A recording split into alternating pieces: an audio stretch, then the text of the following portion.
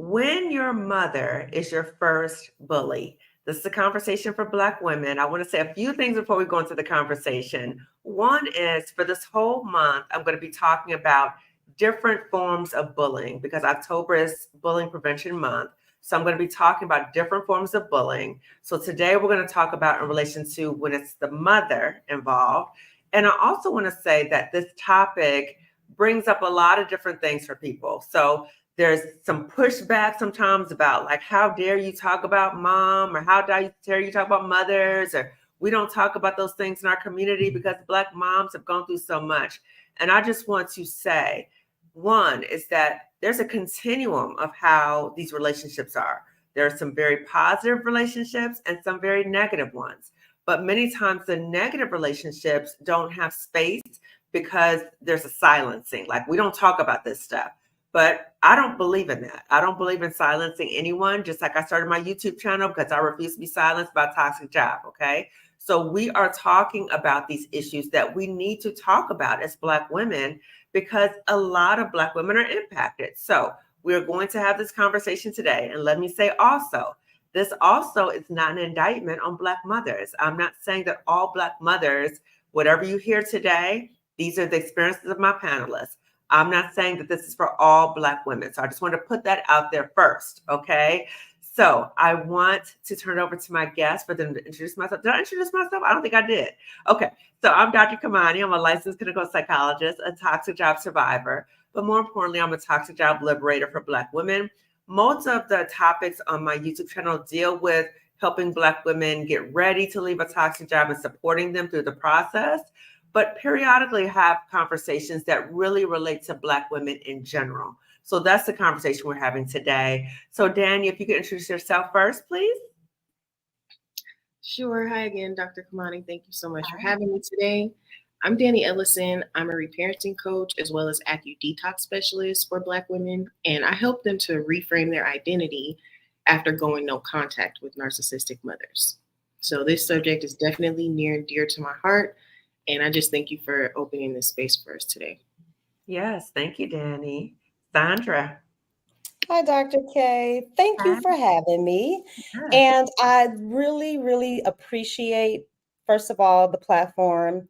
I appreciate your opening because that is my sentiment exactly. This is in no way an indictment of my mother. This is not for shaming. This is not for any of that.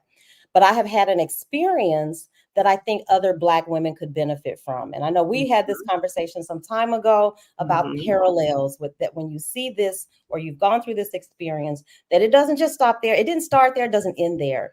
And so Right. I would like to share my lived experience so that maybe it can help somebody in the audience, Yeah.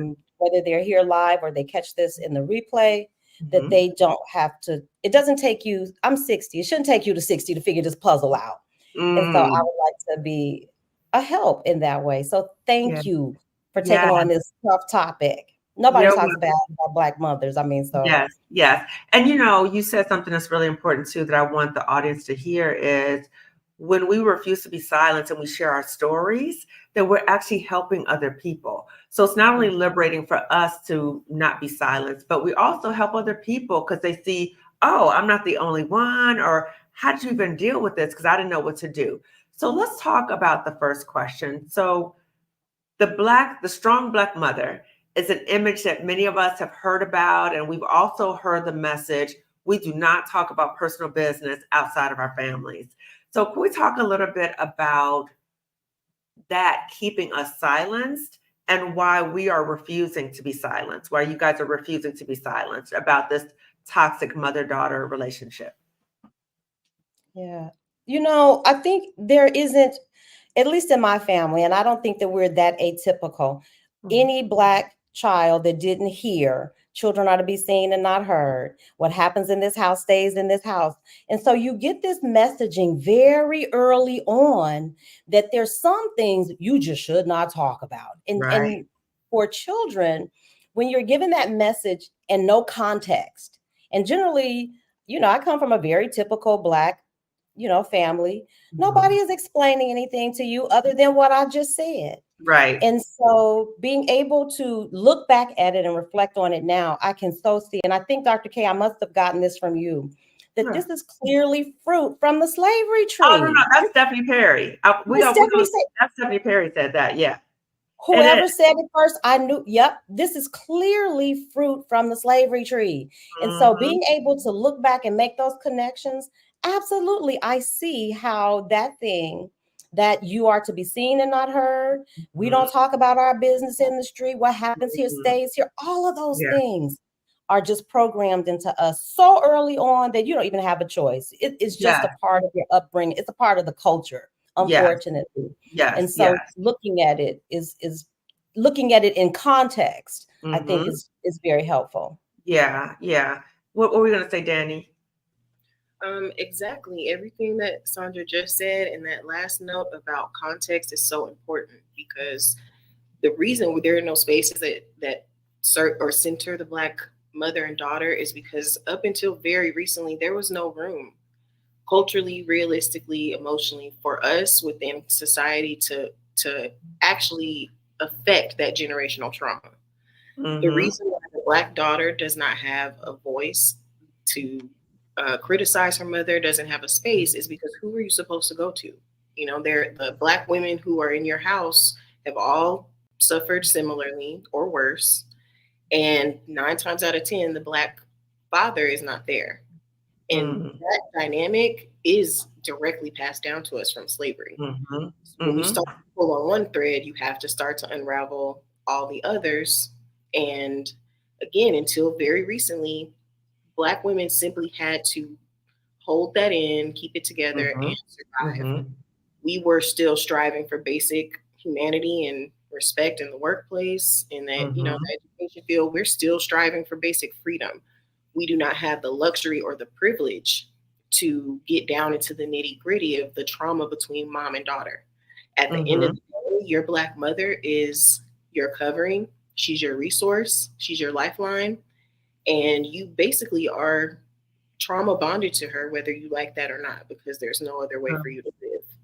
True, true. So I wanted to kind of comment on what you guys were saying. So what we're talking about is there's a lot of residual of slavery in terms of how many of our families function. So I was thinking about Dr. Joy DeGruy with her book, Post-Traumatic Slave Syndrome. So as a people, we've never healed from slavery, and we still have ramifications or elements of that in our interactions, which contributes to that generational transmission of trauma, right? You talk about the trauma bonding. We talk about seen and not heard. We talk about, what happens in this house stays in this house, which is a concern. The other thing is when we are told as Black women or Black girls growing up that our voices don't matter, that you just shut up and you just take it, that's dehumanization. And so as we go into the workplace, we're going to talk about too the parallels between these experiences and toxic work environments and also relationships, friendships, all these other things. We are told that our voice doesn't really matter and we just need to just take it, right? What do you say, Dani? I think there's also a double-edged sword there because at the same time that our mother is bullying us and teaching us to be silent victims, she's also preparing us for the world and teaching us to protect ourselves because you have to have a tough skin, Black girl. You cannot go out into the world expecting them to treat you kindly and with respect. You're not a person in their eyes all the time. Your humanity is Yeah. not something you can take for granted. So Yeah. you need to learn how to endure abuse. You need to learn how to acquiesce and be an effective victim so that you can get ahead because that's what's waiting for you in the world. So Yeah. while our mothers do need to be held accountable for their abusive behavior, at the same time, we must remember that they are doing the best that they can as Black mothers to prepare us to be Black women. Right. So part of it might be protection and safety for us. What are we going to say, Sondra? Absolutely. And I wanted to just back up just a little bit because there's a book, and I want to mention three that have helped me along this journey. But one of them is It Didn't Start With You. It didn't Mm, start with my mother. I mm. think there's no way that you can look at this effectively and not look at the epigenetics of this whole Oh, situation. yes. Oh, My yes. mother, she didn't have the benefit of therapy. She didn't have the benefit. Where was she going to go and talk about her trauma? Where would she have even Mm-hmm. learned that? And Mm-hmm. so it makes it so easy to pass that on and on and on. I think we've all heard the story of the mother who's making the Thanksgiving dinner and she chops the butt off of the ham. And the baby is standing there saying, well, mama, why you cut the butt off the ham? And she says, well, I don't know. Go ask grandma. And grandma says, well, I don't know. That's how my mama did it. Go ask great grandma. And great grandma says, well, I didn't have a pan that was big enough for the ham. And so you see this kind of passing down from generation to generation without even thinking, without Yeah. even asking, because we had been trained to be voiceless. And I don't think, you know, when we use those words bullying and abuse, I look at those as behaviors. As a teacher, you're taught and you're trained that the person can be separate from the behavior. Mhm. That if we box people in too tightly, we don't give them space to move and grow and be something other than that. So I'm not so comfortable, because don't label me, because I could be something one day and tomorrow I could be something different. Right. And so I give that same grace to those that came before me, that Mhm. this is a behavior that you learned. You never questioned it because you didn't have the liberty or the luxury of questioning it. And so Yeah. you pass that down and I think it's for us, the truth tellers. If somebody has to say, okay, it stops right here. We're going to ask about why this butt is cut off this ham, and then we're going to figure out, do we still need to carry on with this behavior? Right. That's an oversimplification, but that is a way that I explain it to my daughter, that Yeah. this stops here and we do our best moving forward, because you don't get a redo of the past. Yeah, yeah, but you can stop in terms of perpetuating it. And I have a question for you guys, but I want to explain epigenetics for a moment. So for those of you who are not familiar with epigenetics, that's a field within genetics that talks about when a parent has gone through some type of stress or trauma, it can cause a change in how their DNA is read and transcribed. So how they cope with things or how they're impacted can go to their child and their child and their child. It can go back 7 generations. So it has the not only the sociological in terms of what you've been exposed from modeling, but the biological part too, which is important. So I wanted to kind of ask you all, can we kind of have a common understanding of what distinguishes bullying from a strict mother, right? So the strict mother is the mother who wants to make sure that you are okay, trying to prepare you for how the world is going to see you, or they're not going to give you any passes. You got to work twice as hard to get half as much, right? That's a strict mother. So what characterizes a mother as a bully? What type of behavior? I think it has to do with power. I think inherently there's a power struggle there, power and position. And because the mother generally holds that head position in the household, Mhm. she is then, like Dani said, she's your lifeline. She's the power source. And Mm. so for me, I think bullies always have this element of feeling destabilized, like you have somehow become a threat to my power, my control. It could be for any number of reasons, but you have destabilized something. There's some insecurity there about that position of power. And now my response to you is I must now assert this power to keep you in line, to keep this train moving. So I think it's the power dynamic and the way the head uses that power that makes it bullying. And when you don't know any better, you're just trying to hold on. You're trying to make sure these kids stay safe. Yeah. So I think that misapplication of power, and then that coupled with you have to be silent. I'm going to need your unwavering, you got to be in alignment with this train. I think for me, that's what it played out as. Just Yeah. So the power control, right? So feeling like you are some type of threat to the so-called power that I have in this situation. So I need to neutralize you. I need to have you submit. I need to do whatever it takes to kind of put you in your place. Yeah. Oh, wow. Okay. And Dani, what would you, because you said about narcissistic abuse, can you define what you mean by that? Definitely. So I like to help clients find the cycle of abuse within their relationship with their mother. Because if you have a strict mother, she's your advocate and she may not be perfect in that role. So there may be some tension or some friction there. But if your mother is a bully, there will be habitual, intentional action on her part to harm you. So your Mm. narcissistic mother may be your advocate, like your advocate by day and your attacker by night. Ooh. And yeah, and that's because there's a battle going on within her. That's why it's important to identify if your parent is a narcissist, because it changes. Mm. If your parent is a narcissist, that they are unable to engage with you in a way that is unconditionally loving. So Wow. while they have a natural inclination to care for you and to better you with one hand, at the same Mhm. time, their inner child is raging, is Mm. neglected, is wounded, is forgotten, and cannot stand to see you have what they did not have without taking it away from you, without punishing you for it. And so Wow. if your mother is strict, you may resent her. There may be some natural baggage in that relationship. But if Mhm. your mother is a bully, you learned early on that you cannot trust her and that she will harm you. Ah, like she might use things against you, but I guess the ultimate distinguishing part is if you feel like it's harming you. You know, and again, getting deeper into the weeds of the narcissism, there are covert and overt narcissists. So if I find women who have covert narcissistic mothers have more of a challenge when it comes to setting boundaries and seeing what is what in their relationship with their mother, because it's the abuse is mostly emotional. It may Mm. be psychological or financial. It's not really tangible. But if you Ah. have that overt narcissist for a mother, she is Mhm. going to make it crystal clear that she's abusing you.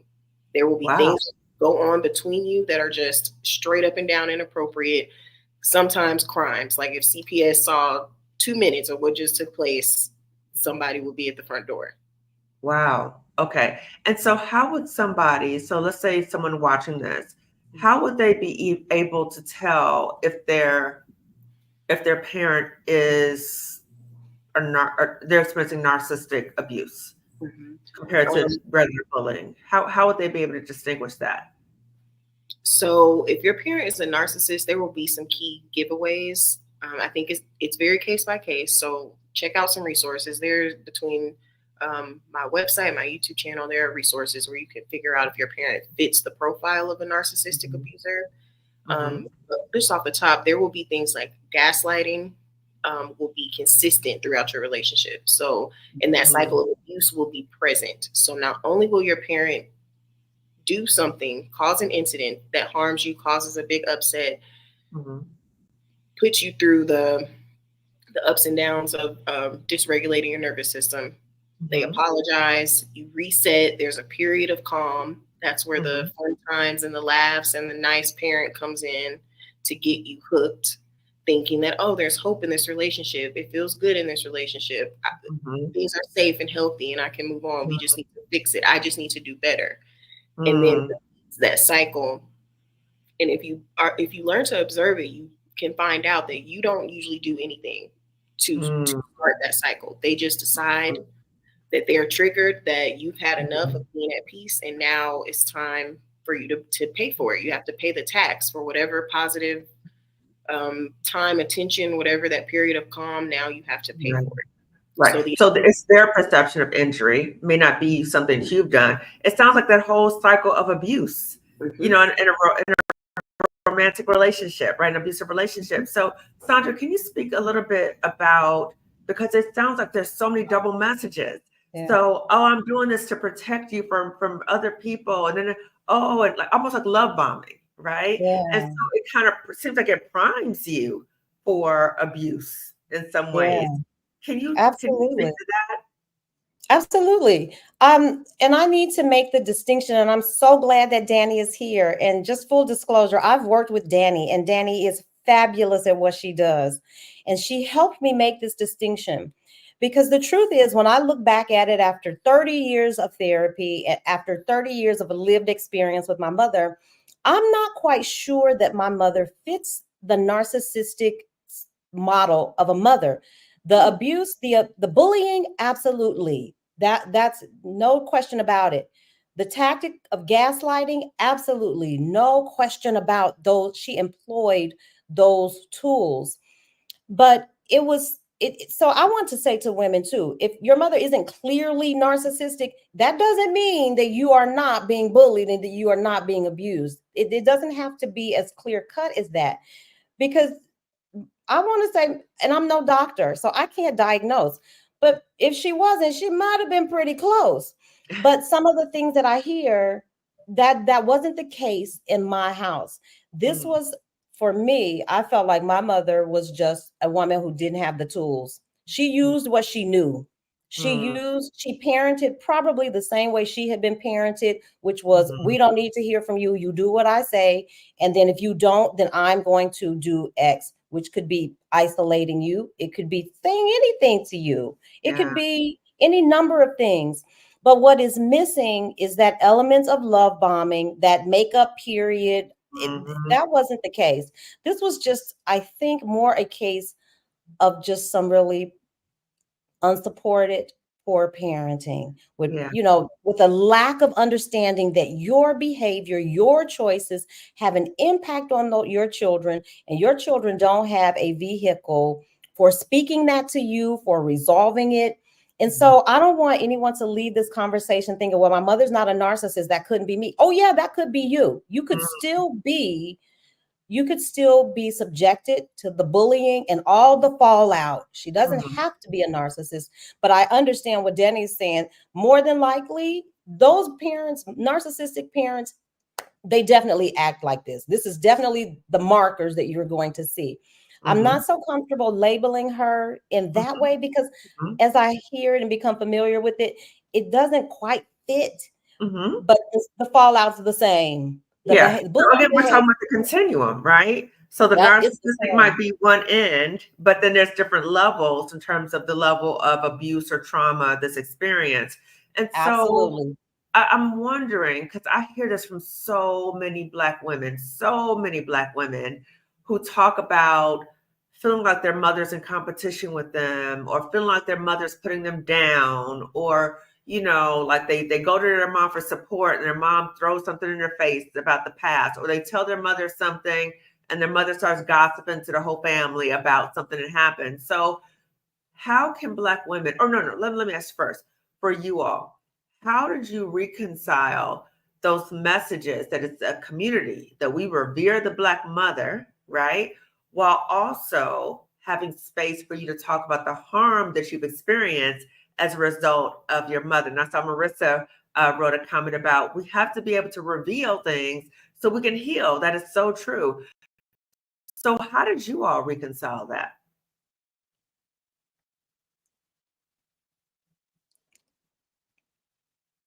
Well, I'm going to tell you this. For me, it was a lot of therapy and coming to terms with two things can be true at the same time. Two things can be absolutely true at the same time.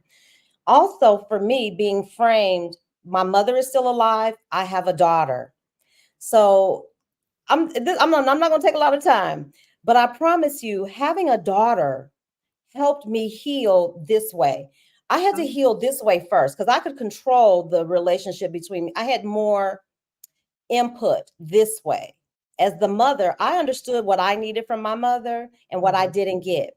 And I was willing to make sure that I gave that to my daughter. You will be able to be heard. Being a traumatized child, having kids early, some of that trauma spilled over on my own children. I read this book called, The Mother Dance, which, and if you're having this struggle and you're a mother and you feel like, wait a minute, I'm repeating the same pattern, which is where I found myself. As much knowledge as I had, as much therapy as I had, as much support and wonderful examples of good parenting and bad parenting, I still wasn't showing up in that relationship the way I thought I was capable of. So I had to start with forgiving myself. In this book, The Mother Dance tells you, it kind of gives you this out that you aren't perfect as a mother. So I had to start with me. There's nothing I could do with my mom. Right. But I had to recognize as a mother, okay, you're not going to do this job perfectly. But you can improve. Yeah. And so knowing that, and then working this way, and my daughter showing me grace and saying, Mommy, I see you. I know you did harm me in these ways, but what you did allow was for us to talk, and for you accepted responsibility. You apologized. We can go on. once you do that as a mother, that child feels so much safer in saying, oh, I forgive you. We're partners in this. I understand that you didn't know.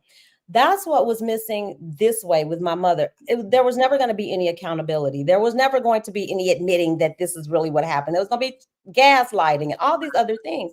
It's difficult. Revisionist history. You're like, wait a minute, what happened? It's difficult to find grace, but I will tell you this, and my own children showing me grace for my shortfall in my own parenting allowed me to look back and say, oh, I could clearly see how you might have really been trying your best, but you fell short. But the missing link is that you don't want to be accountable. You don't want to have an honest conversation and apologize in earnest about it. And so that makes it difficult. But I'm so grateful. And I think if you don't have children and if you don't have that experience of receiving the grace, I can see why people say, I'll never forgive you for what you did to me. I can understand that. But I think having the grace extended to me softened me in a way that said, oh, I could totally see messing up as a mother myself. Yeah. Knowing I wanted to do the right thing by those kids, read all the books, went to therapy, and still jacked it up. This is something way deeper. This is not something on the surface. It's embedded, right? Your inner little girl was harmed.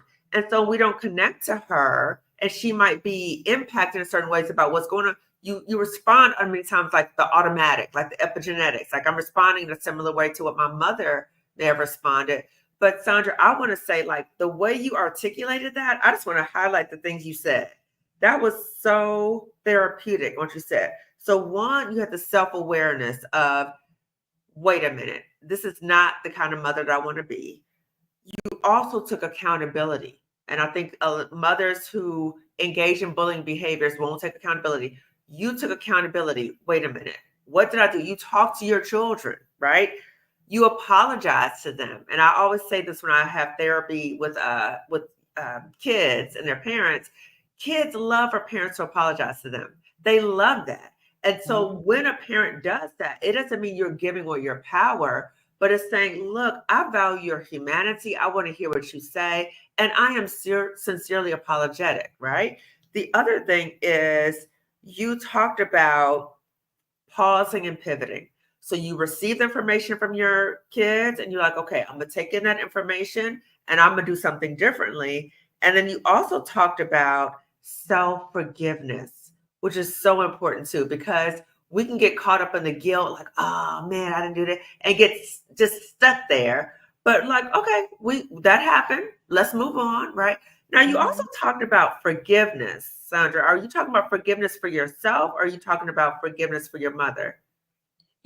For me, it went both ways, but it started with me because I couldn't do anything with that relationship between my mother and I. There's nothing I could do with that. I felt powerless. I felt unseen. I felt unheard. I felt looked, all the horrible things. But I could affect change this way with me and my daughter. I was determined not to repeat the same pattern, even though I engaged in some of those same learned behaviors. When my daughter said to me, she showed me grace when she said, Mommy, I see how this can happen. I appreciate you saying sorry. That opened up something inside of me that said, oh, I'm released. I'm released from that debt. Yeah. That allowed me to look back at my mother and say, I release you from this debt. Wow. I understand. You didn't, whether you were doing, I'll never know if my mother was doing it intentionally. I'll never know if she was being mean, spiteful because she didn't like, I'll never know. Yeah. I don't care either. I really don't care. It's not important, right? It's not important. Yes. But I release you from that debt because clearly the time, that's water under the bridge. Either you couldn't, didn't, wouldn't, whatever the reason, it didn't happen. And I'm getting too old to be worried about it. I got a whole life ahead of me to live. And I'm going to feel it with so much joy that this isn't even going to matter. And so I extend this grace. I choose to forgive all of it, like it never happened.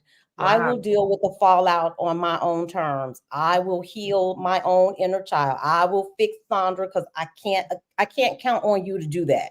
You have Yes. clearly shown me that fish can't climb trees. And so I'm gonna stop asking you. Ooh, you said, ooh, I'm okay, gonna stop yes, asking you to climb this tree because ain't nothing gonna yes, happen, but I'm gonna be disappointed and you gonna feel like we continue that cycle of her feeling because I know she had to feel some kind of way. I yeah. felt it when I took my kids to therapy and they sold me out. I was like, wait a minute. Y'all have betrayed me in the therapy that I'm paying for. And so I can only imagine that my mother must have felt that as I'm standing toe to toe with her saying, well, you ain't do this right. You didn't do it. She had to feel, I felt it and I had all the supports, but Right. I felt destabilized. I felt betrayed. I said, how dare you come in this Mm. therapy session and tell our secrets? It's But our business. you're telling all the family secrets up Yes, in this therapy session. But yes, it was the healing that I needed. It was exactly. you And will you not know what? die. Even though you felt that way, you knew deep down that that needed to happen. You knew that. Yeah, That's why they were in therapy, right? Because yeah, you would have been like, we ain't going to therapy. We're not going to talk about this stuff. But you knew deep down that this needed to come out in the open.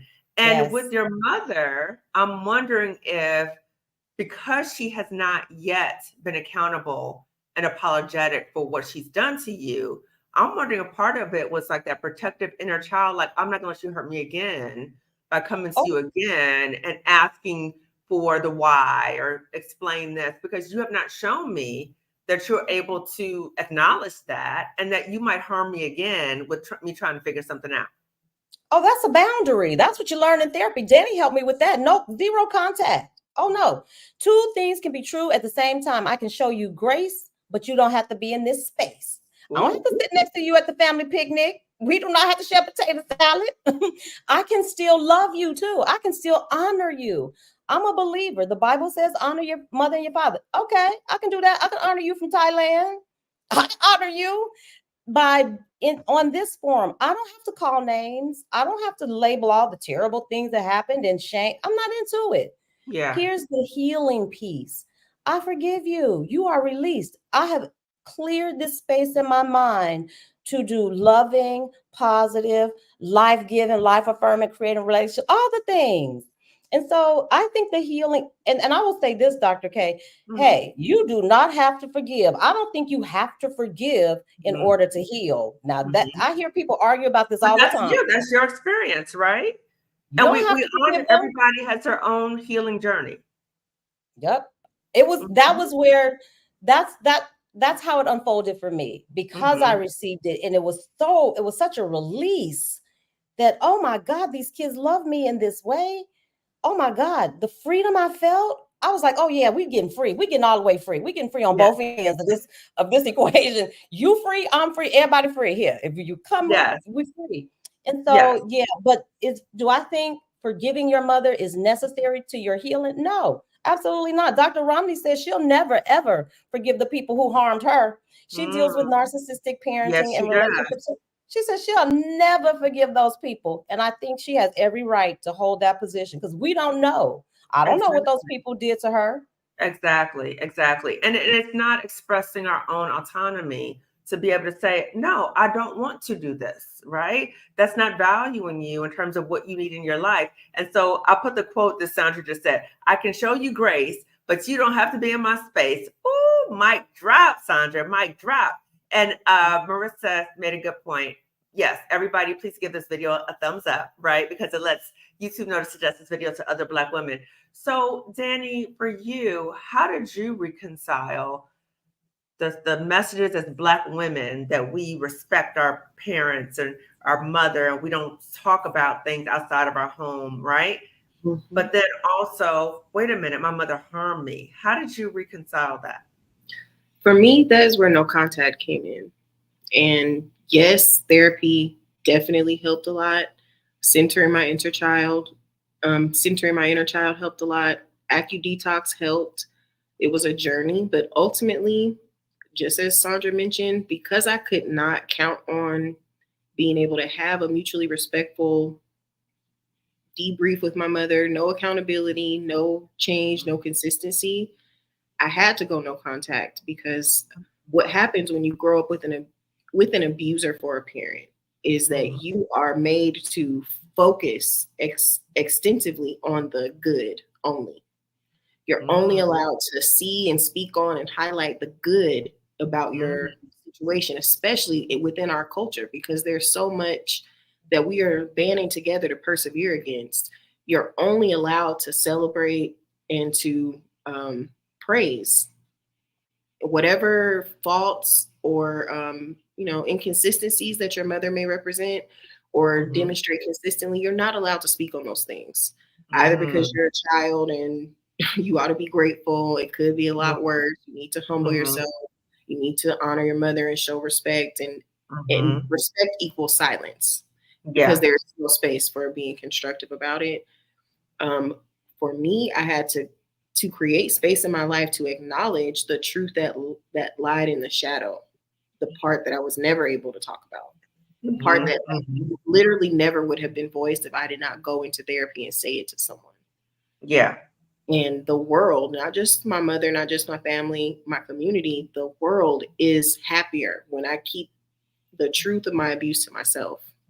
Because it means that I'm going to be that much more susceptible to being someone else's victim, to overlooking the toxic dynamics of my workplace, to overlooking the abuse in my partnership, in my friendships, to overlooking all of the different toxic dynamics America asks us to balance as Black women. So I start to talk about how I'm being mistreated in this one relationship, especially by the mother, because she is the one who is the originator. And if I rebuke her in any way, I call into question really everyone else who abuses me. She's your primary. You learn from most of us learn from our mothers first. She's our primary attachment figure. And so when you have that disruption or something's off, it causes you to question everything. Absolutely. Yeah. When you as a Black woman say to anyone that you're not treating me well enough, that I deserve better than what you're giving me, you're going to ruffle some feathers. You're going to upset people, because who are you to say that you ought to have more than what I got or what the next Black woman got? Who do you think you are? Wow. You've been hanging around with your white friends. You bumped your head. You confused. Right. Like, whatever you're talking about is not, we don't do that over here. So that's why no contact was necessary for me.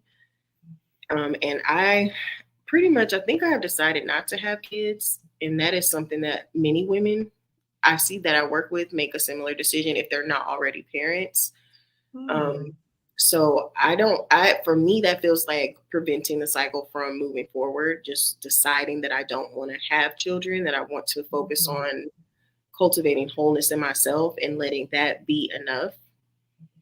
But for those who are able to count on their mother to have some kind of traction, like Sondra mentioned, if you have a parent who is growing, who is willing to be vulnerable and transparent, accountable, and show some consistency, then you absolutely can work together to heal that generational trauma. But unfortunately, for many of us, it's not the case.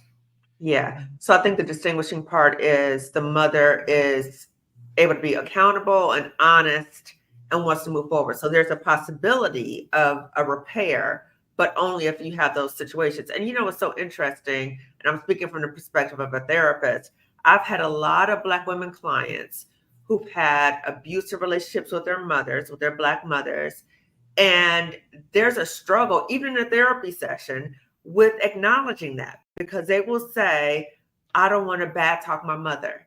I respect my mother. My mother did the best for me. And I say, I'm not discounting that she did. However, there was also some harm. But even in a therapy session, there's a process that I have to talk to them about. You need to be able to talk about this thing. I don't even know your mother. So I don't have a negative, I don't even know who she is, but there is a struggle. So I just want to say to Black women, as you are thinking about, or if you are in therapy, you need to talk to your therapist about it. Don't feel like you need to protect your mother, or if you talk about these issues, you're not respecting your mother. This is your healing, okay? Nobody is saying anything negative about your mother. So Dani, you talked about this. You started alluding to this about the parallels that we've just talked about, right? The double messages. I'm trying to protect you, but I'm going to say terrible things about you. You can only focus on the good things that I'm doing. You all talked about like that love, that power and control wheel, that love and dominance, right? That abusive cycle. In what ways, if you all feel comfortable doing so, in what ways did that experience prime you in many ways, like parallel experiences you've had in friendships, romantic relationships, and toxic work environments? Definitely. So I would just have to say that being an only child raised by an abusive mother, I was a sitting duck for other abusers. Wow. Friends, employers, partners, church, everything, honestly, because I was taught on a fundamental level that my experience is not worth anything. I was conditioned to be comfortable around people who wanted to share space with me but did not actually like me. And unfortunately, it meant that I attracted that dynamic. That is what felt normal to me. Wow. And if I was not in a relationship that required me to work for someone's approval and love and decency, then I didn't feel satisfied. It wasn't love. Oh God, just growing up seeing the dynamic between my parents, I learned early on that love meant intense negative emotions and Wow. chaotic incidents that you can't control. And if there are not these intense displays of passion and rage, then it's not love. Wow. Yeah. So Yeah. So distorted images of what love really is. And also you said the expectation that negativity, right? Negativity to others, people are responding to you, and you've come to expect that that is what a relationship is.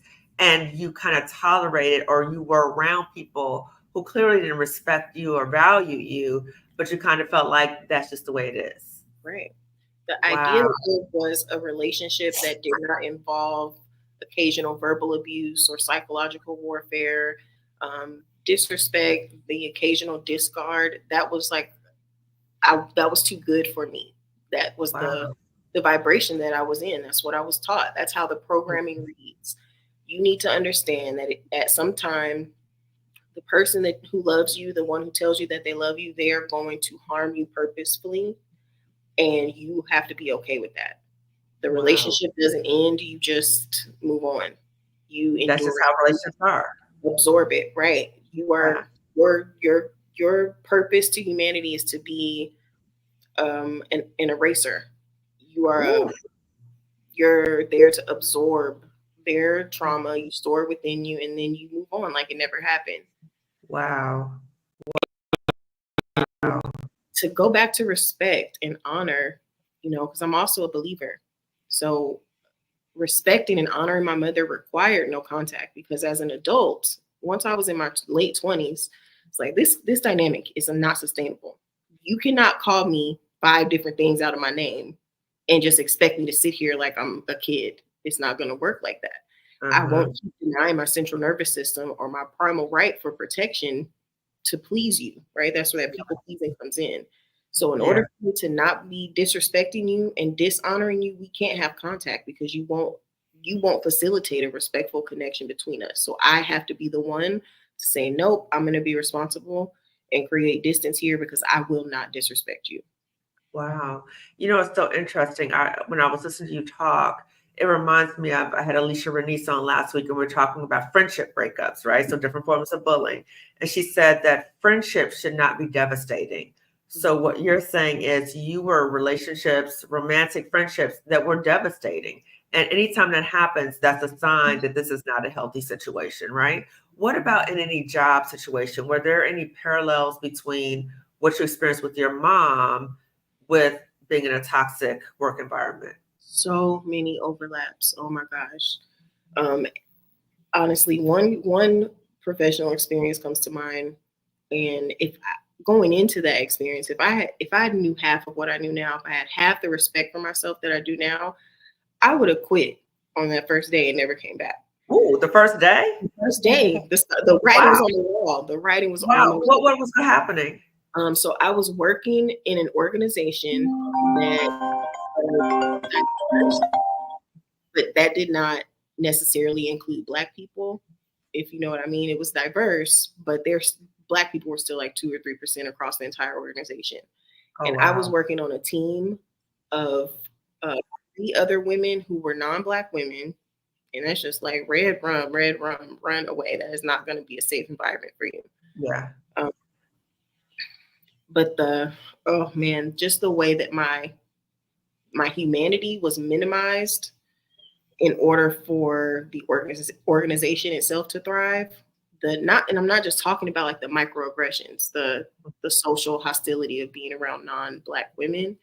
Mm-hmm. It was the way that I was expected to work on the weekends and for 2 hours at home and 2 hours in the morning and be on call whenever someone called. Respect your boundaries. Yes. And then on the flip side, the job didn't even cover the therapy that I needed to get over the experience of working there. I still had to pay out of pocket to get the talk therapy needed to actually support me to do the job, because the benefits provided only gave me access to psychiatry, and their treatment plan was for me to take 12 weeks of unpaid FMLA leave and start taking antidepressants and invest. Wow, that's crazy. Yeah. That's crazy. Whew. What about for you, Sondra? In what ways did you have parallels between what happened with your mom, that experience, with friendships, romantic relationships, and your job or jobs? I think Dani said it all. The parallels are so numerous. I would say this. I think the bullying behavior that I experienced at home that did me the most harm was the gaslighting. Because gaslighting in itself destabilizes you. You start to ignore what you know is true. And I think after being exposed to so much, you start self-gaslighting. Now they don't have to gaslight you. You now don't trust anything in your body. You don't trust anything that you know to be true. And so it sends you out, like Dani said, you're a victim. You are prime and ripe. And so what I noticed that, and like Dani, my experience in the workplace wasn't quite as stark. This was gradual, because I had a number of bosses to cycle in and out. Some were good, some weren't. And so near the very end, that self-gaslighting, knowing that, wait a minute, this person is not treating me fairly. Wait a minute, this is not. I will tell you this. What I learned in therapy is that those toxic cycles, those toxic systems have some very central characters. There's a bully. Sometimes, like in a family structure, you may see a golden child. That's the one that gets cuffed. It's all a play. You may see the flying monkeys. These are the ones that help do the bidding. Yes. You'll have the quiet bystander. Everybody is in play. Everybody knows that this is a toxic family system. Everybody knows. And that's what I want to say to the viewers. If you are in a toxic family system, if you are in a toxic work system, do not be fooled. Most of these people are aware of what is going on, but they're silent because they're afraid, and they don't want to receive whoever the truth teller is, the scapegoat. Is gonna catch it. You're gonna catch it. And nobody wants to be you. So now you are opposite of the bully. How dare you say anything counter to what the bully thinks it should be? If you are totally in alignment with what I'm saying in this agenda, then you're the perceived enemy. I know you talked about this, Dr. K, going from pet to threat. That has been my experience. But it was the fact that I had been gaslit so long that even when I saw it happening, I'm like, is this really happening? That's a waste of time and energy, sugar. When your body tells you that that's it. And that's what I have learned. I've progressed through all of that stuff. Now, when my body sends me that signal, I have learned to trust myself. I know exactly what you're doing. I don't care if anybody agrees. I can stand alone in this. But there are some central characters that I think, for me, once I identified those characters in my family structure, I was able to go into my workplace and say, oh, no, this is the bully. Oh, this is the golden child. Oh, y'all the flying monkeys. Once I saw that, I was like, oh, I'm out of here. Are you crazy? This is not, you can't win at the game. No, you cannot. No, you You cannot. can't. You will end The up getting game doesn't harmed change. trying to win a game that's rigged. Okay, you're not gonna win. It's rigged. If Yeah, you can identify any of those players, the lost child is the one who stands on the side. They don't know what's going on, or they're pretending they don't know, or it's just safer for them not to know. I'm not right. involved. This is not my fight. Yes, That is a toxic system. None of yes, those people are winners. I didn't want to be any of those people. I don't want to be the bully. I don't want to be the golden child, because you're not going to cuff me for my silence, because the first time now you can't even have an opinion that yeah, runs counter to what the bully is saying. It's yeah, a rigged game, ladies. yes, If you're in a toxic work system, if you're in a toxic family system, I don't see any way out except for setting a clear boundary. And my boundary was no contact. Excuse me, show me. You don't have to show me to the door. I'm gonna escort myself out there because this is not this is a losing game. yeah. And so yeah, And, the parallels were absolutely there for work and in relationships as well. You can see it in your your friend structure. You know, that friend group. There's always going to be one in an unhealthy friends circle. yeah, It's all the same. I learn yeah. to identify the characters, and then once you see the players, find the door. Excellent, excellent advice. And you know, it's interesting. I'm glad you talked about the so-called golden one or the one who's silent, because I think this happens in work environments too. People can see what's happening and they'll say to themselves, okay, if I just focus on my work, I'll stay in my lane, I put my head down, I work, work, work, work, work. They think, okay, I'm shielded. But what they don't know is that eventually it comes back to them some kind of way, right? And the situation is not going to get better for them. It's going to get worse, because now they're seeing it. Now they're in fear all the time that they're going to be next. So again, when you start seeing the writing on the wall, it's happening to somebody else, it's going to happen to you too. And then the other thing, you talked about the gaslighting and the self-gaslighting, right? So how did you come to learn about the characters? How did you come to learn about it was gaslighting and self-gaslighting? How did you figure that out? You know, Dr. K, so much of it is just going through that experience and being in contact with a good therapist, being able to say, listen, this is what I see. I was I had the experience from home. I had the experience at work, but I didn't have the language. And Uh, getting the language was really what made it easy for me to say, oh, yeah, this yeah, is exactly what this is. It's time to go. yeah, I promise you, if you can just go back into your workspace, if you can identify the bully, if you can find the person who is helping further that agenda, they may be silent. They may be actively spreading a narrative that they know is not true, but they're doing the bidding for. If you can identify any of those characters, that was proof of enough. yeah. Then learning to trust myself, healing that part of me that had been trained to first be silent. And Hmm. in order to be silent, you got to deny some part of yourself. You have to deny some part of the truth of your experience, because it clearly Exactly. can't be happening. And even if it Yeah, is, you can speak about it. But healing that part, being able to be courageous enough to say, nope, I don't care what you say. I yeah, know what I know. And it's yeah, not that I just know it here, but my body is sending me all the signals. And yeah. so I've gotten to the place now, I'll test it. If you give me a bad vibe, you got one or two times. If my body sends me that signal that okay, something's off here, okay. A second time, oh, we good. And Okay. watch this. Here's a new one. I don't explain.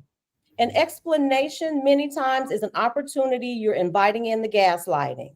If Ooh, you know what you know what you know. Goodbye. yes, I'm not into yes, it. I don't need you. I don't even feel anymore that I have to explain. I think that explaining myself and wanting you to see it my way and please accept me. And no, ma'am. No, yeah. ma'am. I think That, when you're healed, you know better. You know the yeah, truth. You know yeah. the truth.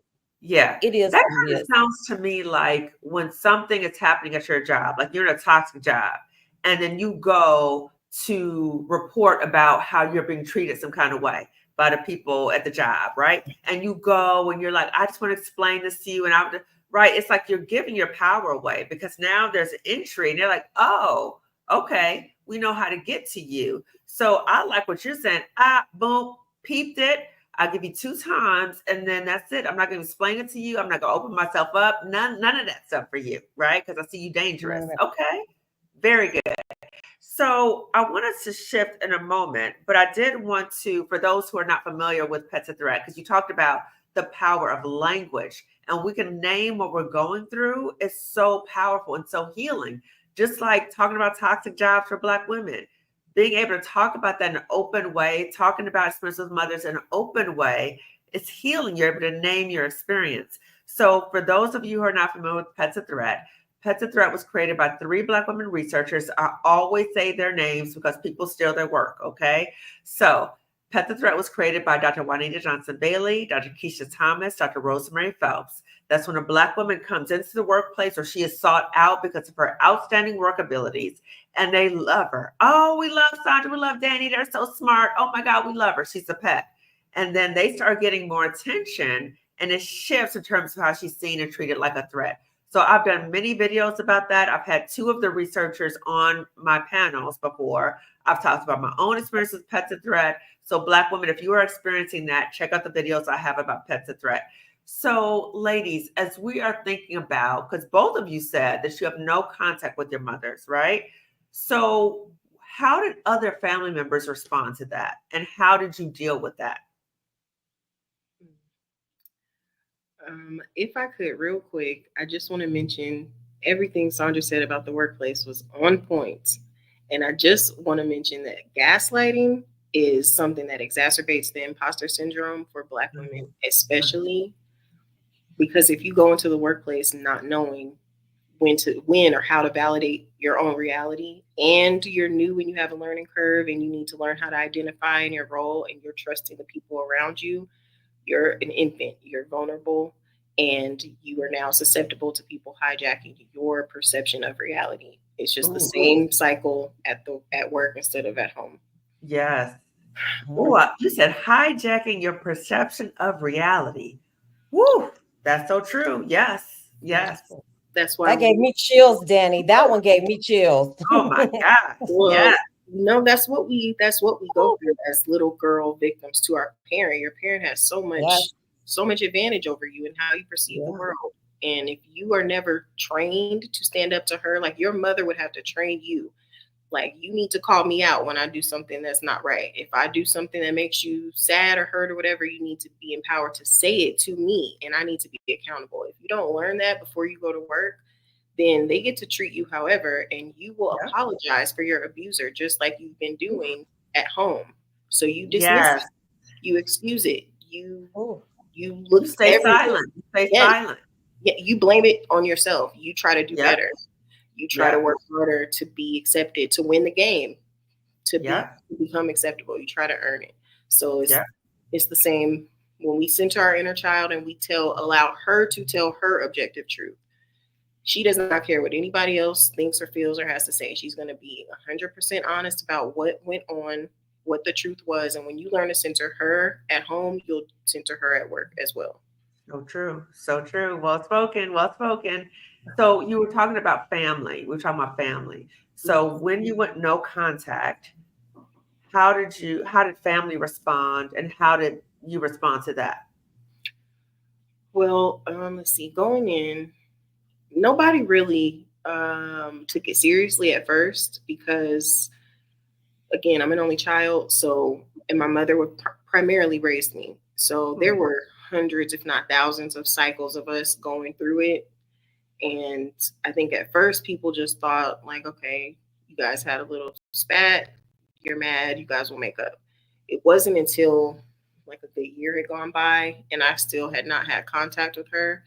And then she started to resort to reaching out to other people to make them flying monkeys to get me to talk to her. Oh, wow. And they had to understand. And that is textbook. That's what happens when you go no contact with a parent. Then at first it probably won't be taken seriously. Eventually your parent will try different attempts to hoover you back into a relationship, including a smear campaign, which is when your parent will begin to reach down into the depths of hell within them to lie about you, to paint the ugliest light possible, with two Wow. goals in mind, to explain away why you are not talking to her and make it your fault so that you don't have a chance to paint her in a bad light, Mhm. and to get you to reach out to her to regain control of the narrative, to silence her, to Mhm. confront her. It's an attempt to make you break the no contact. So um, I had a lot of people calling and reaching out, sending me messages through her, telling me about made up medical emergencies to get me to call her. Yeah, she tried a lot of things. So um, I'm not very close to her side of our family. Okay. So when I went no contact with her, it was like that was really it for that. Um, for mom's side of the family, but on my dad's side of the family, they didn't get it until she started calling them and going off on them. Calling, Whoa. yeah, calling them and treating them the way that, because that's what happens when you remove your supply from your parent, they have to replace you, whether it be with the golden child, with the lost child, the Mm. scapegoat, whoever you happen to be, they find a new player to replace you, and then the people Mhm. around start to see why you went no contact. Wow. And so slowly but surely, I had to just set boundaries with people and tell them, I'm not in contact with her. Don't send me any messages. Don't forward any text messages. Don't communicate through her. Mhm. And now they understand. You know, it's been 6 years, so by now, and she's still doing some of this stuff. She's Whoa. just recently called someone demanding my phone number. Yeah, and now they understand, and they understand why, because they have seen into the eye of the storm, because she Yeah. them and has her Yeah. moments of psychosis with them, and goes off and shares the smear campaign and all. It's just it gets convoluted. But Yeah. for me, standing my ground and remaining no contact was the best thing I could do, because all the pieces eventually settled. People Okay. understand now why I am no contact, and they respect that, period. So Okay. So boundaries, boundaries, boundaries, right? the most Okay. important thing is not to break no contact in the first year. Ah, okay. And Sandra, what about for you? You know, I don't think anybody in my family was shocked. They might have been a little surprised by my response of going no contact. So I didn't get any pushback directly. Nobody called me, nobody asked me. The thing that was probably the toughest was explaining it to my children, because Ah, I had adult children at that time, and they had always had a relationship with my mother, and I wasn't in any way interested in disrupting that. They were adults, these were not children. You can mhm. decide for yourself. But it was important to me that for my next level of healing, that I explain to them that this is why this is necessary for me. This is a choice. And when I say I have the best children in the whole wide world, they were like, we don't understand it, but okay, this is the route you got to take, mommy. We get it. I think they're always hoping and praying that maybe this rift, because that's how, I don't know that they get the breadth of it Uh-huh. really. Uh-huh. And so I think they're always hopeful that there will be this mending and repairing. And so that's one aspect. The only other feedback that I've ever gotten, and I have an aunt, my mother's sister, whom I love dearly. And my I'm old. I'm 60. So my mom and her sister, they're older. So my aunt is almost 90. And I get this call occasionally. And she's like, okay, baby, you made your point. You can come on home now. And because I love her and she is so up in age, I don't even try to explain anymore. Yeah. I just want to say, Auntie, I didn't run off to the circus because my mama wasn't nice to me. I made a choice that I wanted to live free. I Yeah. want to be Sondra. I have chosen to live in Asia. I chose to live in Mexico. I wasn't running from my mother. Yeah. I wasn't running from anything. I put a period in that sentence and I moved on to the next paragraph. I'm Mhm. gone. And she may never get it. And Yeah. so for those people like that in my family, my older aunts, uncles, I just explain with love and grace that, you know what, I'll see y'all at Christmas. I'll see Okay. you at Christmas. But I don't even try to explain anymore because I don't think that they have a space that they can even understand it. So I don't even bother. And aside from that, nobody has said anything to me about it. I think the way I put that period in, it was so resolute. They were like, "Oh yeah, she meant that." "Oh, she Right. meant that." "Oh, I Yeah. meant that. I meant that." Yeah. If we can't do this respectfully, we don't have to do this at all. And I'm Yeah. okay with that. Yes. Sondra, as you were talking, a new question came up, and I didn't ask you this before, and I hope it's okay to ask you this. Yeah. How did your mother treat your children?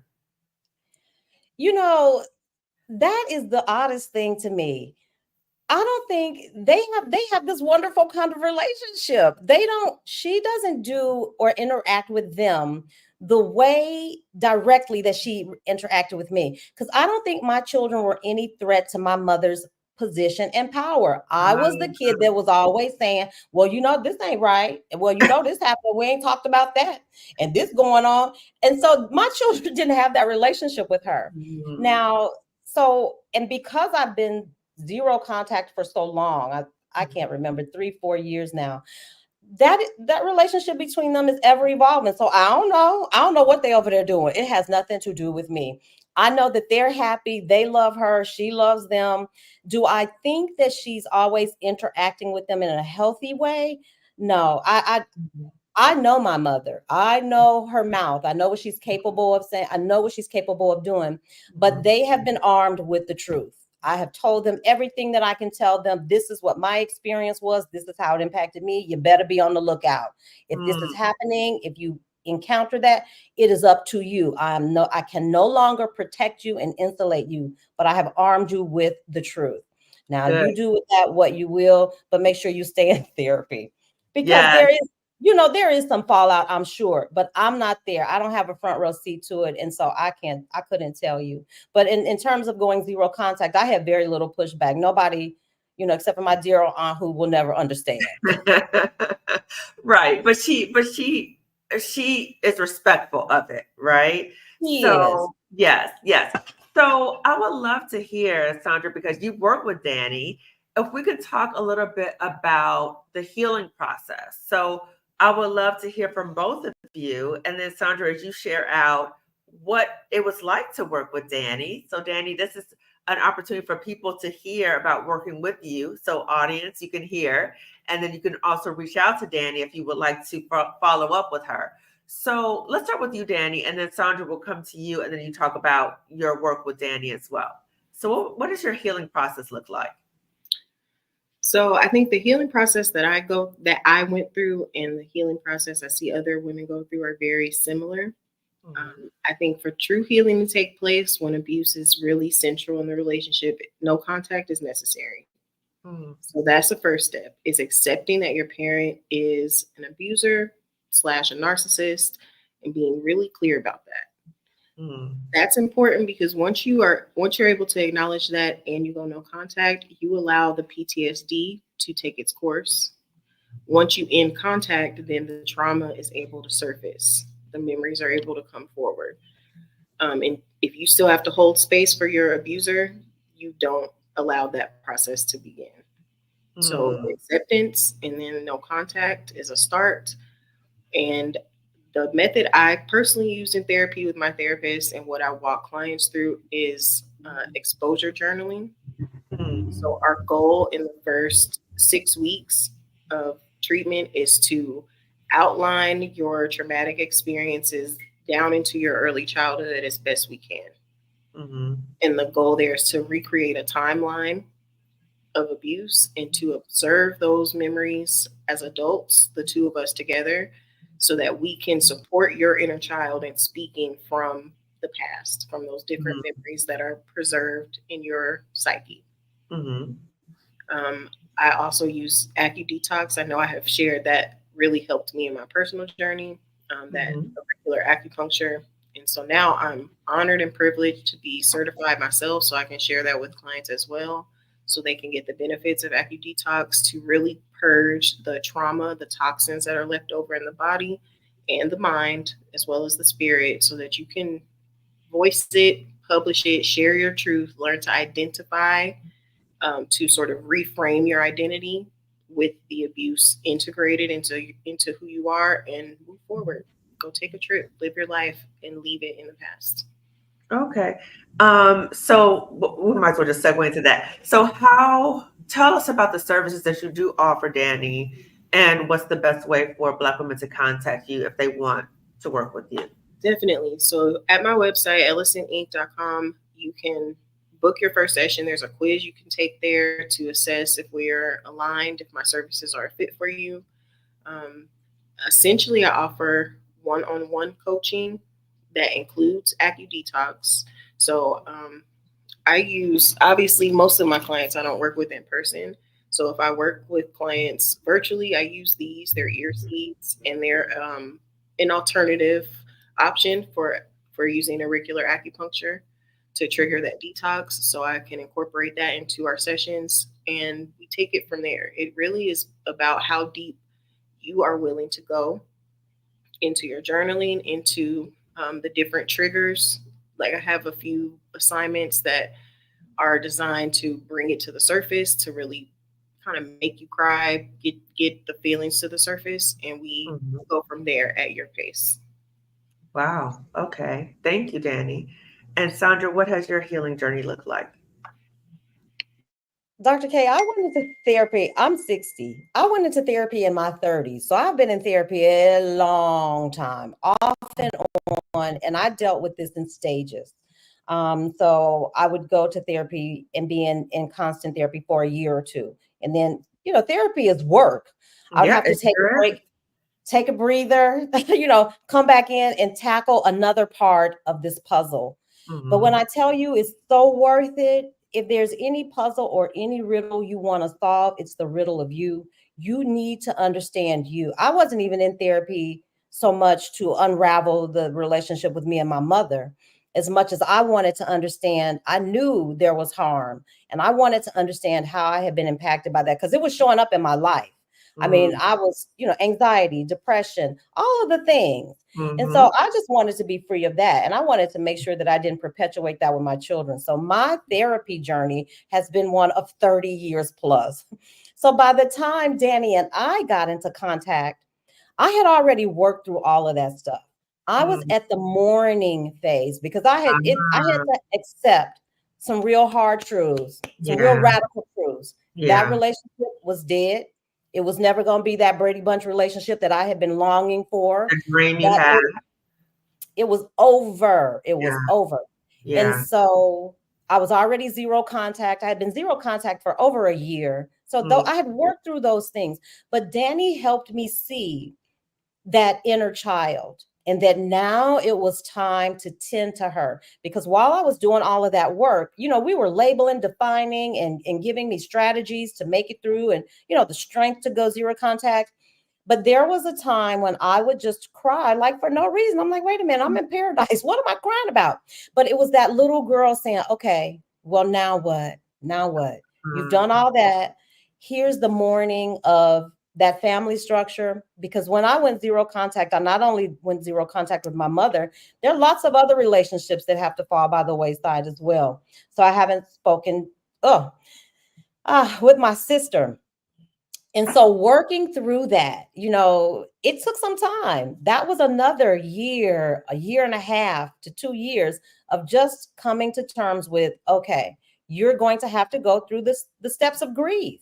You've got to Mm. acknowledge that little girl. You've been trained to suppress every time she shows up. You push her down, you ignore her, that was the work that Dani helped me see, that was worthy. That was also a part, not just getting free, not understanding, not going zero contact, but now there's this residual Yeah, that little girl deserves the love, the care. You've got to reparent. Dani was the first yeah, person to introduce me to reparenting. And yeah. so I am so forever grateful. I am telling you. And I have to say this to Dani while we're here, because it was near the end of that journey for me, although it's never really ending. I Dani and I didn't work like face to face. This was all long distance. And I worked with gifted kids for a long time. And if you ever worked with a gifted kid, this is how they operate. You give them a nugget and they digest it and they go off and they solve it in their own time and space. And Dani was so kind to me because I wasn't the most faithful with appointments, but she had given me the nuggets and I was like, I got it. I got it. You gave me what I needed. I was able to, in the beauty of Mexico, take that stuff, sit with it, and use it in a way that made sense to me and in a time frame and a space that worked for me. Same effect. Now I advise that you go to your appointments when Dani schedules them. But I had already come so far that she provided those last little nuggets that I needed to like put a bow on it and be like, girl, it is what it is. You Yeah. did the work. Now you deserve to be free. That Yeah. little girl deserves to be reparented and loved and all of those things. And seriously, I can honestly say today I live a free, full, loving life, y'all. It's worth the work. It's worth the Yes. work. It's Yes. worth it. See Dani, she can Wow. get you there. No matter, I Wow. don't know, no matter where you are, even though I've done a lot of the work prior to working with her, that last little piece, she really helped me. The grieving the loss of the mother you wish you had, and learning to reparent yourself and knowing that you may be your own good mother, right? That's And it. being okay with that, but grieving through that. And it's so powerful. I did not know that they used to work together. I had no idea. So before we came on this live, they said something. I was like, what? I did not know that. I'm just full transparency. I did not know that. So it's so beautiful to hear like this full circle moment. That is so beautiful. And I also want to say, or I also want to ask Sondra, for those of people who don't know you, because I've interviewed you before, what do you mean about your life? Like, how is your life very different than a few years ago? Can you please share with the audience who don't know that? I am here to cheer Black women on. I am here to tell you there's power in the pivot. And we have people right here in this chat. Dr. K is doing such great work. Marissa is doing such wonderful work in helping us get free. Whether it's a toxic family system or a toxic work system, I'm here to tell y'all this is what it looks like. This is what it looks like on the other side when you do the work. When you get with a professional like Dani, it's worth it. Because now, you all, I fully retired. So everything, I mean, I She really left did that the toxic pivot. job. She was in Left the toxic Chicago, so job, she's my Chicago sister. She retired from being a left it all. teacher for what, a long time. Like, what? How long were you a teacher? Almost 30 years. When I tell you I chucked the deuces, I was like, oh no, this is a toxic work environment. I'm out. Sold Yes. everything, moved to Mexico, stayed there for a year and a half, moved to Thailand. I've been here a year and a half. Dr. K, if I decided after this session, I want to throw my backpack on and go to Japan, I am free. You can live a free life. All I wanted as a child was to go outside and play by myself. And now the world is my playground. But I was Yes. determined too that I wasn't going to take that foolishness with me. I wasn't going to be dragging that through to these beautiful places. I'm not going to be processing anything my mama said. Are you kidding me? In beautiful Thailand? No, ma'am. And if Yes. I can do the work, I swear to you, I think I'm special, but y'all, I didn't do nothing special. I did the work. I did the work that these women here are offering you. Please take them up on it. You are worth it. You are worth it. And on the back end, Dr. K, so if you're pivoting out of a toxic job and you're staying there because you're afraid you can't make money, it's all lies, baby. If they paid you 6 figures to do that job, you can do it for yourself, because that's all I did. I was a teacher for 30 years and now I pivoted out and now I teach Black women how to invest. I'm a teacher turned financial literacy coach, and they pay me to do it. They pay me well to do it. So Yes. I promise you, get with Dr. K. I know you have something coming up. Listen, I gotta put it out there. I know you have something coming up that is so critical. And I Yes. just want to, I would never say something that I didn't think was true. I just love Black women that much that I could sit here and be quiet. I do know how to mute the mic, y'all. But I'm telling you, these are services that I've used. These are women that I have been in relationship with. Marissa, Anne Marie, they're doing the work. Get with them. You can be free. And this is what freedom look like. Oh, You can that be looks sitting, beautiful. Doesn't you can it be look sitting in sunny beautiful? It Thailand. looks gorgeous. It looks gorgeous. So I'll put your information on the screen. And Sondra has a really good YouTube channel. What is your YouTube channel again? From Lack to Legacy. From Lack to Legacy. So it's right here. Okay. So check her YouTube channel out. Dan, you have a YouTube channel too, don't you? Yes, I'll put it in the chat. It's Dani Okay. with no contact. Okay, so I'll add Dani's information. So Sondra's YouTube, and then this is 100 Black women. I love that. 1,000 Black women brokerage account challenge. I love, love, love that. Right. So empowering us financially. That's on a Yes. whole nother level. Okay. So I do want to start winding down. But I want to first also thank you, Sondra, for reminding me I need to also talk about what I'm offering, right? So thank you.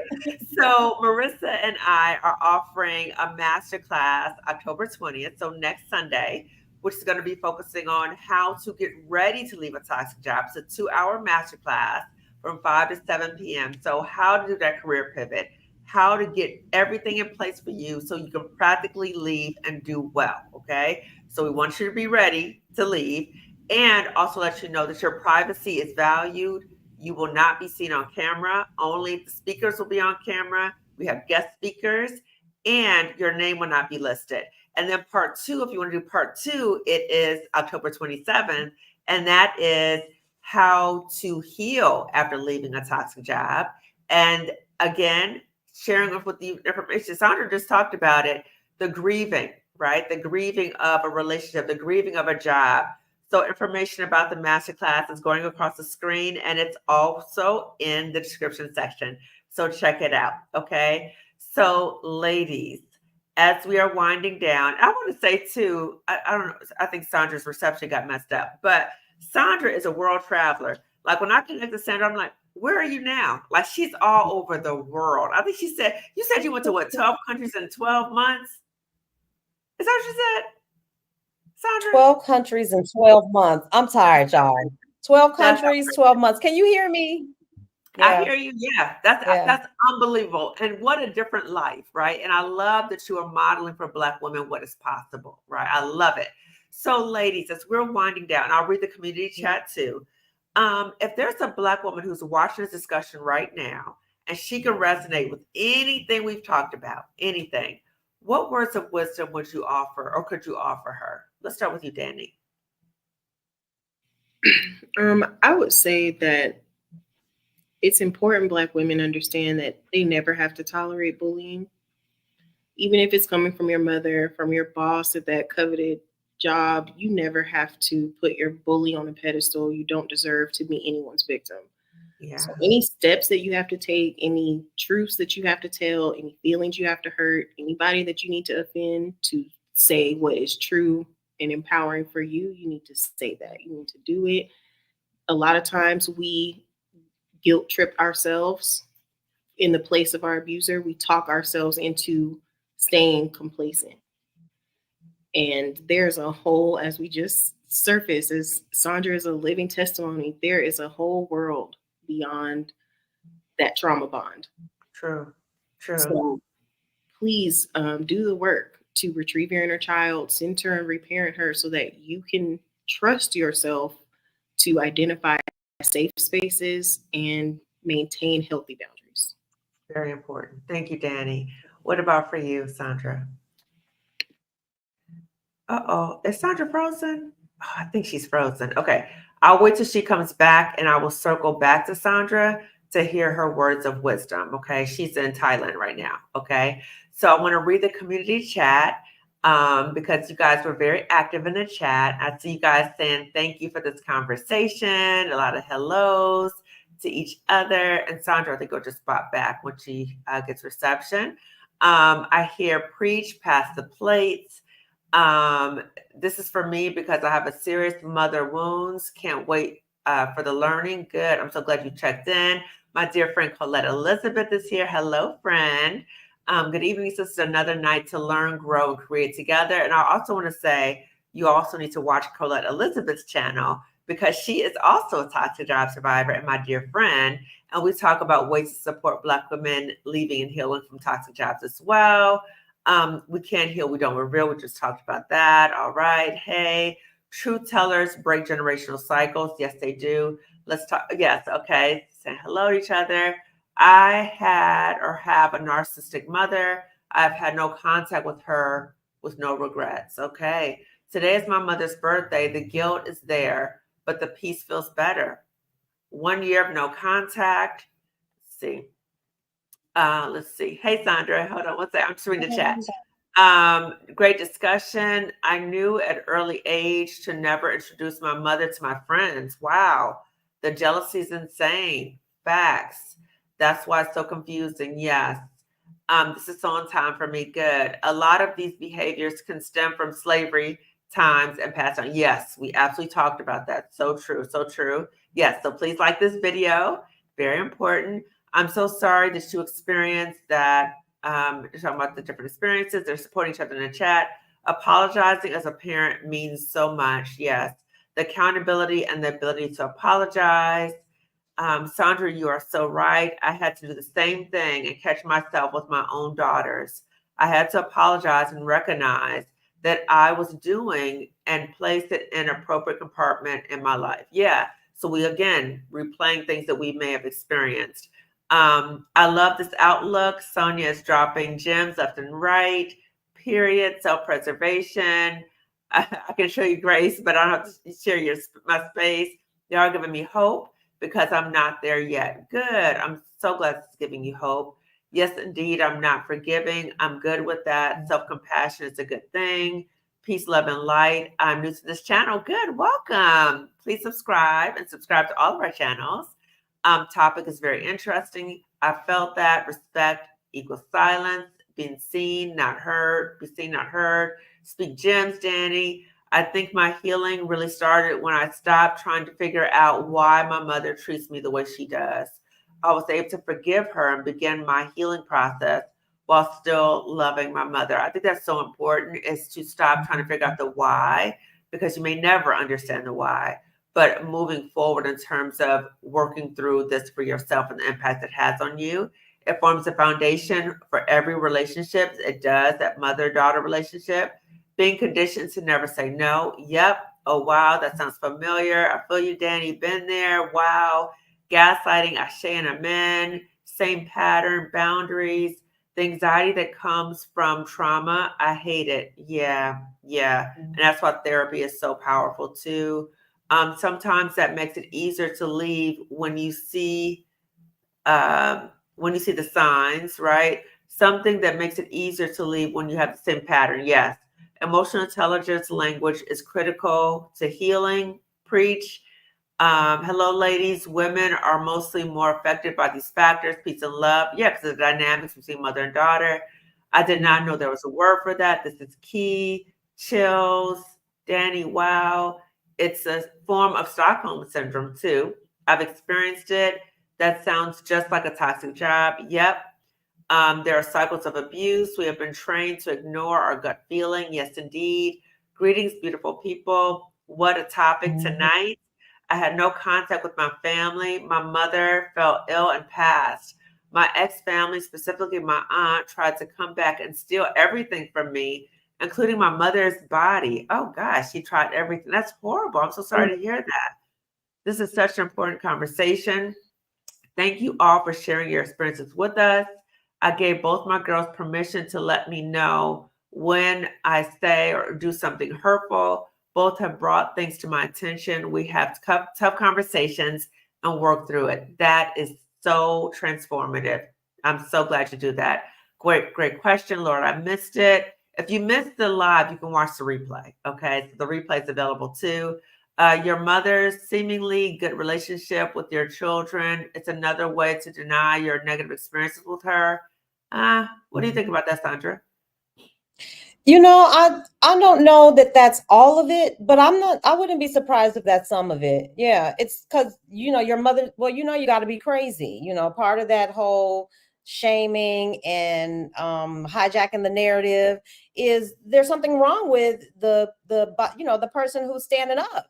And so I wouldn't be surprised if, in an effort to reinforce, well, your mom was crazy, we don't have this problem. So yeah, I wouldn't be a bit surprised if that was some of it. So but they know, as long as she's not harming you, as long as she's not saying those negative things to you, hey, I'm good with it.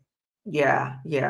Okay, and I see tell yourself your own story. And this is Dani's Instagram. And what is your Instagram, Sondra? From Black to Legacy, right? I'm from Lack to Legacy across all platforms. Okay, awesome. If we can't do this respectfully, we don't have to do it at all, Sondra. Hey, Stephanie. Hey, girl. We've been like talking about you this whole time. We've been quoting you and everything else. Hey, Stephanie. Hi, y'all. Powering the pivot. I made the pivot this year because of the space and the Exodus group. Good, good, good, good. We were talking about Exodus Summit earlier.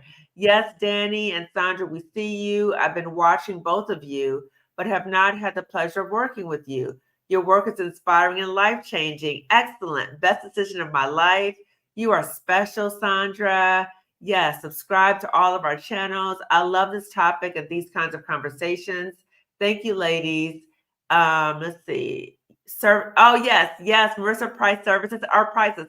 Girl, Marissa, I know you're watching right now and you know how much I appreciate you, okay? And then here's somebody else saying how much they appreciate you. Highly recommend reaching out to Marissa. I co-sign with that exclamation point, okay?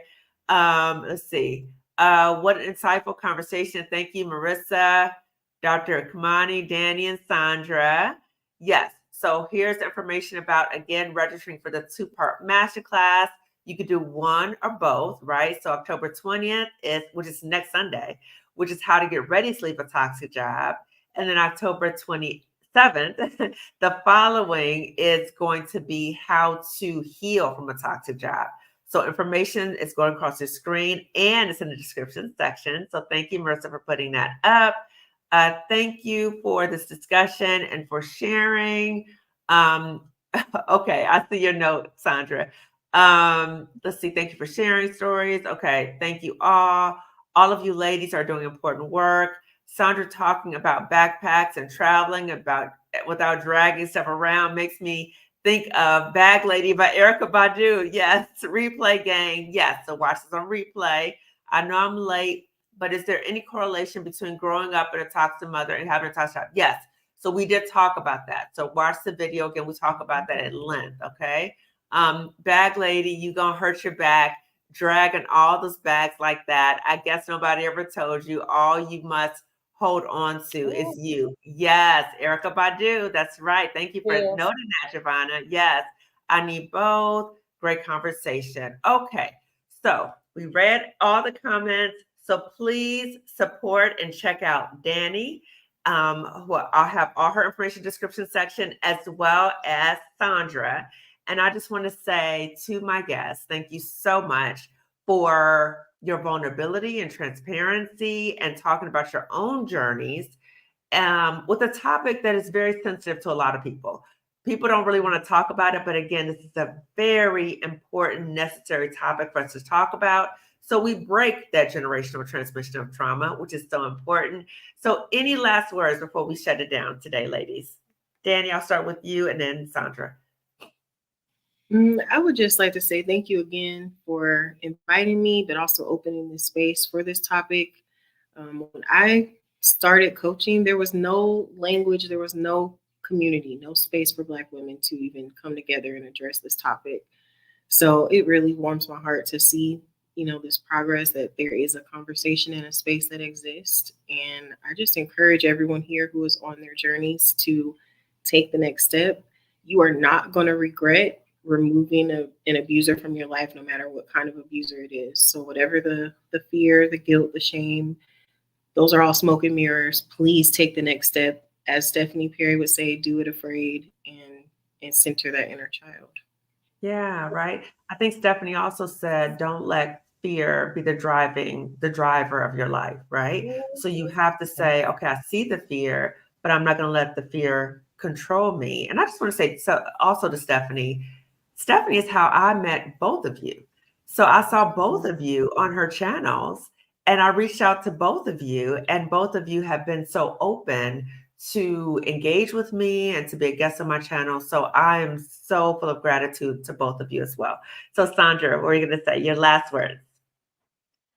Well, thank you for having me. Thank you for creating this platform for healing Black women.